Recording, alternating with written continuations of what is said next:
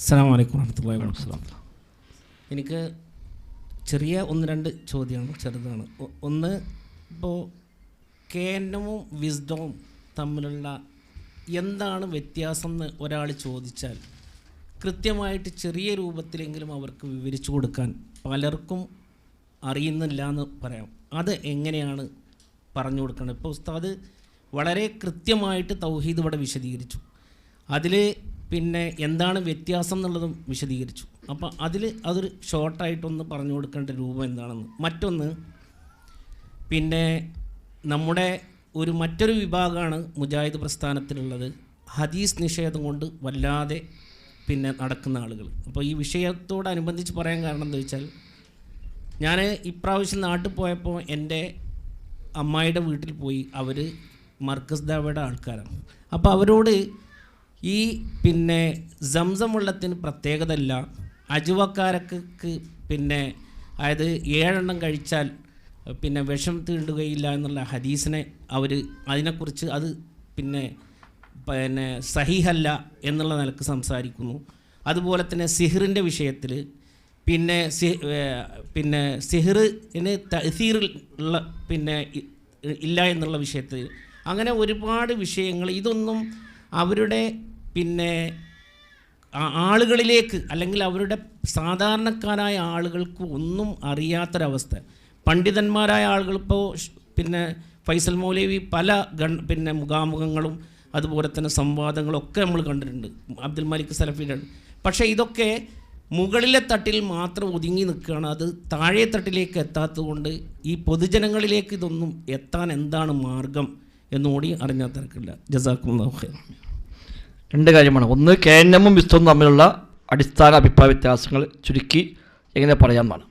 ഏറ്റവും ബേസ് തൗഹീദിൻ്റെ അടിസ്ഥാനത്തിൽ തന്നെ നമ്മളും അവരും 2 നിലപാടുകാരാണ്.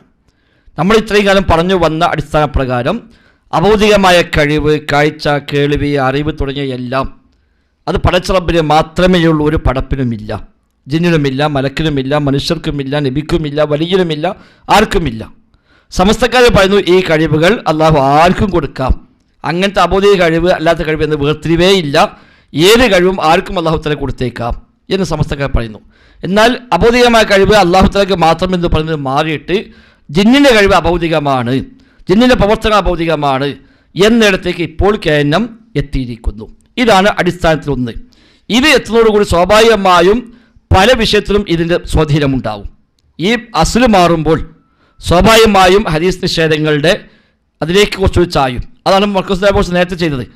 മർക്കസ് ദാബ 2002 പറഞ്ഞു ജിന്ന് അബൗദികമാണ്, ജിന്നിൻ്റെ കഴിവ് അബൗദികമാണ്. ഇത് 2002 മർക്കസ് ദാബക്കാർ പറഞ്ഞു. ആ 2002 അവർ പറഞ്ഞ് ഇപ്പോൾ 23 കൊല്ലം കഴിയുമ്പോഴേക്ക് ധാരാളം ഹദീസ് നമുക്ക് സ്വീകരിക്കാൻ പറ്റാതായി മാറി. ഇതിനൊക്കെ കാരണം എന്താണ്? ഈ തെറ്റായ ബേസാണ്. ഈ ബേസ് സ്വീകരിച്ചാൽ സ്വാഭാവികമായും ജിന്നുകൾ ഇടപെടും എന്ന ഹദീസ് നിഷേധിക്കേണ്ടി വരും. ജിന്നുകളുമായി നമ്മൾ ബന്ധപ്പെടാവുന്ന എന്തൊക്കെ ഹദീസുണ്ടോ ആ ഹദീസൊക്കെ നിഷേധിക്കേണ്ടി വരും. അപ്പോൾ സിഹർ നിഷേധിക്കേണ്ടി വരും, സ്വാഭാവികം ജിന്നുബാധ നിഷേധിക്കേണ്ടി വരും. അപ്പം നിഷേധിക്കണമെങ്കിൽ അതിനൊരു ബേസ് ഉണ്ടാക്കണം. അപ്പോൾ സ്വാഭാവികം കൊണ്ടുവന്ന ബേസാണ് ഖുർആനെതിരായ ഹദീസുകൾ, ബുദ്ധിക്കെതിരായ ഹദീസുകൾ, തൗഹീദെതിരായ ഹദീസ് എന്നൊക്കെ അവർ പുതിയ വളയമുണ്ടാക്കി വെച്ചു. അപ്പോൾ സ്വാഭാവികം അടുത്ത ചോദ്യം വരും, അങ്ങനെയാണെങ്കിൽ മറ്റു പല ഹദീസുണ്ടല്ലോ, അതെങ്ങനെ സ്വീകരിക്കും? അപ്പോൾ അതൊന്നും നിഷേധിക്കേണ്ടി വരും. അതാണ് ഒരു 23 കൊല്ലം കൊണ്ട് അവർ ആയിരക്കണക്കിന് ഹദീസ് നിഷേധിക്കുന്നതിലേക്ക് എത്തി. ഇനി ഒരു 10 കൊല്ലം കഴിയുമ്പോഴേക്ക് ഹദീസേ വേണ്ട എന്ന് പറയുന്നിടത്തേക്ക് അവർ എത്തുമെന്ന കാര്യത്തിൽ ഒരു സംശയമില്ല. അതേ വഴിയിലാണ് കേനം പോകുന്നത്. അവർ 2012 വരെ വ്യക്തമായി ശക്തമായി പ്രസംഗിച്ചു നടന്നു, അബൗദികമായ കഴിവ് അല്ലാഹു തആലക്ക് മാത്രമേ ഉള്ളൂ, മറ്റാർക്കുമില്ല. അത് മാറി അബൗദികമായ കഴിവ് ജിന്നുകൾക്കുണ്ട് എന്ന് പറഞ്ഞു വെക്കുകയും ജിന്നുകളുടെ പ്രവർത്തനങ്ങൾ അബൗദികമാണെന്ന് പറയുകയും ചെയ്യുക വഴി ഹദീസ് നിഷേധികളോടുള്ള അവരുടെ അകൽച്ച കുറഞ്ഞു. ആ അകൽച്ച കുറഞ്ഞതാണ് 2016 ഒരു ഐക്യത്തിലേക്ക് അവരെ എത്തിച്ചത്. ആ ഐക്യപ്പെട്ട് വന്നപ്പോൾ അവിടെ വന്ന ആളുകളൊക്കെ തങ്ങളുടെ ഹദീസ് നിഷേധം തിരുത്തി തങ്ങളുടെ നിലപാട് മാറ്റിയിട്ടല്ല വന്നു എന്ന് അവർ തന്നെ പരസ്യമായി സമ്മതിച്ച കാര്യമാണ്. നേരെ മറിച്ച് എല്ലാ ഹദീസ് നിഷേധവും ഉള്ളിൽ വെച്ചുകൊണ്ട് തന്നെ കേനമിന് ഏറ്റവും തലപ്പത്ത് ഹുസൈൻ മടവി അടക്കമുള്ള ആളുകൾക്ക് ഇപ്പോഴും ഇരിക്കാൻ പറ്റിയത് ഈ നിലപാട് മാറ്റമാണ്. അത് ഇനി കുറച്ച് മുന്നോട്ട് പോകുമ്പോൾ ഇപ്പോൾ എന്താണോ മർക്കസ് സംഭവിച്ചത് അത് തന്നെ അതേ വഴിയിൽ തീർച്ചയായും വരും. അത് പല സ്ഥലത്തും മെല്ലെ മെല്ലെ ചില ഹദീസിനോട് പുച്ഛഭാവങ്ങൾ എന്നൊക്കെ ഇപ്പോൾ നമ്മൾ കണ്ടുകൊണ്ടിരിക്കുന്നു. സൊഫിൻ്റെ വിഷയത്തിൽ, താടിയുടെ വിഷയത്തിൽ, ഇങ്ങനെ പല വിഷയത്തിലും ഒരു ഒരു മൃദുല സമീപനം അത്തരം ആളുകളിൽ നിന്ന് ഇപ്പോൾ നമ്മൾ കണ്ടുകൊണ്ടിരിക്കുന്നുണ്ട്. അപ്പോൾ ഹദീസ് നിഷേധത്തിലേക്കുള്ള ആദ്യപടിയാണ് ഈ ബേസിൽ കൊണ്ടുവരുന്ന മാറ്റങ്ങൾ. അതുകൊണ്ടാണ് ആ മാറ്റം കൊണ്ടുവന്നപ്പോൾ ശക്തമായി ഇടപെടുകയും അത് പറയാൻ പറ്റൂല എന്ന് വാദിക്കുകയും അതിനുവേണ്ടി ചർച്ചകളും ഖണ്ഡനങ്ങളും സംവാദങ്ങളും ഒക്കെ നടത്തേണ്ടി വന്നപ്പോൾ നടത്തുകയും ചെയ്തത്. ഈ ഒരു മാറ്റം അതിൽ മാത്രം ഒതുങ്ങുന്നതല്ല, അത് മറ്റൊരു കൂടി പോകുന്നതാണ് എന്നതുകൊണ്ട് അതാണ് നമ്മൾ പിന്നെ കണ്ടത്. 4 കൊല്ലം കഴിഞ്ഞപ്പോഴേക്ക് അവരുമായി ഐക്യപ്പെടാൻ ഒരു പ്രയാസവുമില്ലാതായി മാറി. ഇന്ന് KNMൻ്റെ ഔദ്യോഗിക സ്ഥാനത്തുള്ള പലർ ഖതീബുമാരായ ആളുകൾ പലരും ആ ഹദീസ് നിഷേധികളായ ആളുകളാണ്. അവരെ മെമ്പർമ കയറ്റാനോ അവരെ സ്ഥാനം നൽകാനോ സംസ്ഥാന കമ്മിറ്റി പോലും അവരെ കൊണ്ടുവരാനോ ഒരു പ്രയാസവും അവർക്ക് ഉണ്ടായിട്ടില്ല. അത് കുറച്ചുകൂടെ മുന്നോട്ട് പോകുമ്പോൾ ഒന്നുകൂടി വ്യക്തമായ ഹദീസ് നിഷേധത്തിലേക്ക് അവർ എത്തും. അതാണ് ഇതിലേറ്റവും മർമ്മം. അപ്പോൾ അത് ബാക്കി എല്ലാത്തിലേക്കും വരും. മൻഹജിലേക്ക് വരും, അതേപോലെ തൗഹീദ് വിശദാംശങ്ങളിലേക്ക് വരും, ഹദീസ് നിഷേധത്തിലേക്ക് വരും. ഇവിടെയൊക്കെ സ്വാഭാവികമായും ഇതിൻ്റെ സ്വാധീനങ്ങൾ മെല്ലെ മെല്ലെ കടന്നു വരും. ഇതാണ് അതിൻ്റെ ബേസ്. ഹദീസ് നിഷേധം മർക്കസ് ദഅവയുടെ സാധാരണക്കാർക്ക് പലർക്കും അറിയില്ല. ശരി തന്നെയാണ്, അവർക്കത് അറിയില്ല. ഓരോ അങ്ങനെ വിശ്വസിച്ച് പോവുകയാണ്. കാരണം അവരുടെ പ്രസംഗം മാത്രമാണ് കേൾക്കുന്നത്. അപ്പോൾ അതിനുള്ള പരിഹാരം എന്താണ്? ആ വിഷയമായി നമ്മൾ നടത്തിയ ഒരുപാട് പ്രഭാഷണങ്ങളുണ്ട്, ഒരുപാട് ഖണ്ഡനങ്ങൾ. ഇപ്പോൾ പരപ്പനങ്ങാടി ഖണ്ഡന പരമ്പര 7 ഖണ്ഡനങ്ങൾ നമ്മൾ നടത്തി. അതിലെ ഓരോന്നും ഒരു വല്ലാത്ത റെഫറൻസുകളാണ്. ഞങ്ങളാരും വെറുതെ പോയി പ്രസംഗിച്ചതല്ല. അതൊക്കെ ഒരുപാട് ദിവസങ്ങളെടുത്ത് ഒരുപാട് റെഫർ ചെയ്ത് ധാരാളം അതിൻ്റെ പേര് ഒരുപാട് ഫയലുണ്ടാക്കി നന്നായി ഒരുങ്ങിയിട്ടാണ് അവിടെ സംസാരിച്ച് ഞങ്ങളെല്ലാവരും സംസാരിച്ചത്. അപ്പോൾ അതിൻ്റെ ഭാഗമായി ഒരു 500 പേജെങ്കിലും ഞങ്ങളൊക്കെ എഴുതി തയ്യാറാക്കി നമ്മളെടുത്തിട്ടുണ്ട് ആ ഖണ്ഡനങ്ങൾക്ക് വേണ്ടി. അത്രയും ഇരുന്ന് വർക്കൗട്ട് ചെയ്തിട്ടാണ് ആ പ്രോഗ്രാം നടത്തിയിട്ടുള്ളത്. അതുകൊണ്ട് തന്നെ അത് വല്ലാത്ത റെഫറൻസാണ്, ശരിക്കും കേൾക്കണം.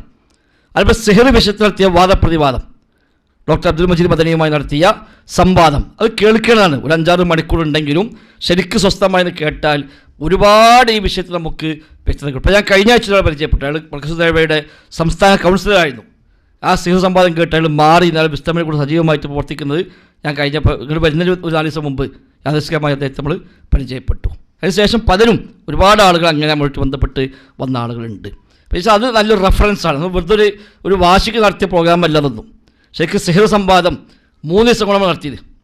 31-ാം തീയതിയാണ് വെല്ലുവിളി ഏറ്റെടുക്കുന്നത്, 30-ാം തീയതി വെല്ലുവിളി ഏറ്റെടുക്കുന്നത്, 2-ാം തീയതിയാണ് പരിപാടി നടക്കുന്നത്. ആകെ ആ 31, 1, 2 ഇതാണ് ആകെ കിട്ടിയ ഗ്യാപ്പ്.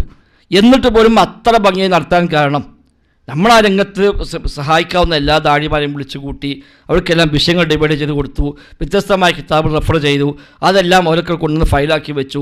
അങ്ങനെ അതെല്ലാം വെച്ചിട്ടാണ് നമ്മൾ ആ പ്രോഗ്രാം നടത്തിയത്. അല്ല ഞാനൊരാളെ വിളിക്കാൻ നടത്തിയൊന്നുമല്ല. ഇനി നമുക്ക് ആ വിഷയത്തിൽ എത്ര കാലം കഴിഞ്ഞാൽ ആട് സംഭവിക്കാണ്ടെങ്കിലും അവർക്ക് ഇനി ആ പണി ഒന്നും എടുക്കാൻ ആവശ്യമില്ല. അത് മുഴുവൻ നല്ല റെഫറൻസ് ഫയലായി നമ്മുടെ കയ്യിലുണ്ട്. ഇപ്പം നമ്മൾ കഴിഞ്ഞ എല്ലാ മുഖാമുഖങ്ങളും ഏതൊക്കെ വിഷയത്തിൽ മുഖാമുഖം നടത്തിയോ അതിലൊക്കെ നല്ല ബൃഹത്തായ ഫയലുകൾ നമ്മൾ ഉണ്ടാക്കിയിട്ടുണ്ട്. നമ്മളെ ഹിക്കമി അൽഹംദുലില്ലാഹ് ആ രംഗത്ത് വലിയ സേവനമാണ് ചെയ്യുന്നത്. ഇനി ഈ വിഷയങ്ങളിൽ ആര് മുഖാമുഖം നടത്തുകയാണെങ്കിലും അവർക്ക് ഇത്രയേറെ വർക്ക് ചെയ്യേണ്ട ഒരു കാര്യവുമില്ല. ആ ഫയലെടുത്ത് അത് പഠിച്ചാൽ തന്നെ അവർക്ക് പോയിട്ട് ധൈര്യമായി ഈ വിഷയങ്ങളൊക്കെ കൈകാര്യം ചെയ്യാൻ പറ്റും. ആ രൂപത്തിലേക്കുള്ള ഫയലുകൾ ഉണ്ടാകും. പലന്തരപ്പം നമ്മൾ ഡിജിറ്റലാക്കി കൊണ്ടിരിക്കുന്നുണ്ട്. ഇപ്പോൾ അത് പേപ്പറാണ്, ഇത് മൊത്തം സ്കാൻ ചെയ്ത് വിഷയസംബന്ധമായി അങ്ങനത്തെ ഓർഡറാക്കി ആർക്ക് എവിടെ നിന്ന് വേണമെങ്കിലും അത് കിട്ടാവുന്ന രൂപത്തിലേക്കുള്ള സംവിധാനം ചെയ്തുകൊണ്ടിരിക്കുന്നുണ്ട്. അപ്പോൾ അത്തരം പ്രഭാഷണങ്ങൾ ആളുകൾക്ക് എത്തിക്കുക എന്നതാണ് അതിൻ്റെ ഏറ്റവും വലിയ ഒരു അടിസ്ഥാനം. കാരണം അവരെ സംബന്ധിച്ച് അറിയില്ല, സാധാരണക്കാർക്ക് ഈ വിഷയങ്ങളൊന്നും അറിയില്ല. നിങ്ങൾ ഇവിടേക്കുള്ള ശേഖന്മാരോട് ചോദിച്ചു നോക്കി, വളരെ സിമ്പിളായിട്ട് അതിൻ്റെ ഗൗരവം പറയും. ഇപ്പോൾ ഞാൻ ഇന്നലെ മക്കയിൽ ദാറുൽ ഹദീസിൽ പോയി. മക്കയിൽ ഏകദേശം 100 കൊല്ലം പഴക്കമുള്ള സ്ഥാപനമാണ് ദാറുൽ ഹദീസിൽ ഖൈരിയ്യ. അതിൻ്റെ ഹെഡ് റയീസിനെ പോയി കണ്ടു, സംസാരിച്ചു. നമ്മുടെ നാട്ടിലെ എല്ലാ അവസ്ഥയും സംസാരിച്ച കൂട്ടത്തിൽ ആളുകളൊന്നും പറയാൻ ഞാൻ ഞങ്ങളുടെ നാട്ടിൽ കുറച്ച് ഹദീസ് നിഷേധങ്ങളൊക്കെ ഇപ്പോൾ കടന്നു വരുന്നുണ്ട് എന്നപ്പോൾ അദ്ദേഹം ഭയങ്കര അത്ഭുതപ്പെട്ടുകൊണ്ട് വലിയ ഗൗരവമായ സുബ്ഹാനല്ലാഹ് ഒക്കെ പറഞ്ഞു. അപ്പോൾ ആരാണ് ഒരാൾ, ഇപ്പോൾ നമ്മൾ സലഫികളെ പറയുന്ന ആളുകൾ തന്നെയും ചിലരൊക്കെ നിഷേധിക്കുന്നുണ്ട്. അവർ സലഫികൾ എങ്ങനെ ഹദീസ് നിഷേധിക്കുകയോ ഉള്ളിന്ത് സലഫിയാണ് എന്താണ് ഒരു വാദം എന്ന് വെച്ചു. അപ്പോൾ നമ്മളിങ്ങനെ ഖബർ ശിക്ഷ നിഷേധിക്കുന്നു, മസീദ് ദജ്ജാൽ നിഷേധിക്കുന്നു, സിഹർ നിഷേധിക്കുന്നു, സംസം വെള്ളത്തിൻ്റെ ബർക്കത്ത് നിഷേധിക്കുന്നു. അത് സലഫികളല്ല, ഒരു സഹായത്തിന് ശരിയല്ല. അപ്പോൾ അവർക്ക് അത്ര ക്ലിയറാണ്. ഇവിടെ സമയത്ത് വേറെ ആലോചിക്കാൻ പോലില്ല. അതേപോലെ അഷ്ഹദു അന്ന മുഹമ്മദ് റസൂലുള്ളാഹി എന്ന് വിശ്വസിക്കുന്നുണ്ടെങ്കിൽ നബി പറഞ്ഞ സംഗതി എങ്ങനെ ഇല്ല എന്ന് പറയാം, പിന്നെ എങ്ങനെ ഒരു സലഫിയാകാന്ന് വെച്ചാൽ. അപ്പോൾ അവർക്ക് അത്രയും ക്ലിയറാണ്. നമ്മൾ ബേസ് പഠിക്കാത്തതുകൊണ്ടും നമ്മളെ ഇൽമില്ലാത്തതുകൊണ്ടുമാണ് നമുക്കിതൊക്കെ വലിയൊരു ഇതായി തോന്നുന്നത്. അപ്പോൾ ആളുകൾക്ക് ഗൗരവം പറഞ്ഞ് പഠിപ്പിച്ചു കൊടുക്കുക എന്നുള്ളതാണ് പ്രധാനം. അതിന് പറ്റാവുന്ന ധാരാളം പ്രോഗ്രാമുകൾ നമുക്കുണ്ട്, നല്ല ഖണ്ഡനങ്ങളുണ്ട്, നല്ല മുഖാമുഖങ്ങളുണ്ട്. ഇപ്പോൾ കൊച്ചിയിൽ നടത്തിയ മുഖാമുഖമുണ്ട്. അന്ന് മണി സലഫിയും ഞാനുമാണ് ഇതിൽ പ്രധാനമായും ഉണ്ടായിരുന്നത്. അവിടെ ഒരാൾ വന്നുകൊണ്ട് ചോദിച്ചു, ഞാൻ ഹദീസ് അംഗീകരിക്കാത്ത ഒരാളാണ്, ഖുർആൻ മാത്രമാണ് ഞാൻ പ്രമാണമായി സ്വീകരിക്കുക, അതുകൊണ്ട് എനിക്ക് നിങ്ങൾ ഖുർആൻ വെച്ച് മറുപടി പറഞ്ഞു തരണം എന്ന് അദ്ദേഹം ആദ്യം ആമുഖം പറഞ്ഞു. അപ്പോൾ അബ്ദുൽ മാലിക് സലഫി എന്ന് ചോദിച്ചു, ആയിക്കോട്ടെ കുഴപ്പമില്ല, നിങ്ങൾ ഏത് ഖുർആനാണ് അംഗീകരിക്കുക? അപ്പോൾ അദ്ദേഹം പറഞ്ഞു, അതിലിപ്പോൾ തർക്കമില്ലല്ലോ. അത് തർക്കമുണ്ട്. മാലിക് സലഫി ഞങ്ങൾക്കുള്ള ഖുർആൻ ഹദീസ് പ്രകാരമുള്ള ഖുർആനാണ്, അപ്പോൾ അതല്ലാത്ത ഖുർആൻ എടുത്തുണ്ടോ ചോദിച്ചു. അല്ല, അതിൽ നമ്മൾ തർക്കമില്ല. തർക്കമുണ്ട്, കാരണം നബിക്ക് ആദ്യം ഇറങ്ങിയത് ഇഖ്റ ബിസ്മിയാണ്, മുസാഫിൽ ആദ്യം കാണുന്നത് ഫാത്തിഹയാണ്. അപ്പോൾ ഒന്നുകിൽ നിങ്ങൾ ആദ്യം ഇറങ്ങിയത് ഫാത്തിഹ നിങ്ങൾക്ക് തെളിയിക്കാൻ പറ്റുമോ? അല്ലെങ്കിൽ ഇഖ്റ ബിസ്മി ആദ്യം ഇറങ്ങിയിട്ട് എങ്ങനെ പിന്നെ ഫാത്തിഹ ആദ്യമായി? ഞങ്ങൾക്ക് പ്രശ്നം ഞങ്ങൾ ഹദീസ് പറയാൻ ഞങ്ങൾക്ക് അറിയാം, സുഹൃത്ത് ആദ്യം ഇതാണ്, പിന്നെ ഇതൊക്കെ ഹദീസിൽ ഞങ്ങൾക്ക് കിട്ടിയതാണ്. അപ്പോൾ നിങ്ങൾ ഹദീസ് എടുക്കില്ലല്ലോ. അപ്പോൾ ഹദീസ് എടുക്കാത്ത ആൾക്ക് പിന്നെ ഈ ഖുർആൻ എടുക്കാൻ പറ്റില്ല. അപ്പോൾ ഒന്നുകിൽ നിങ്ങൾക്ക് ഹദീസ് ഒന്നും സ്വീകരിക്കാതെ ഉള്ള ഖുർആൻ ഉണ്ടെങ്കിൽ ആ ഖുർആൻ നിങ്ങൾ കൊണ്ടുവരും, അല്ലെങ്കിൽ ഈ ഖുർആൻ അംഗീകരിക്കുമെങ്കിൽ ഹദീസ് അംഗീകരിക്കുന്നു പറയണം.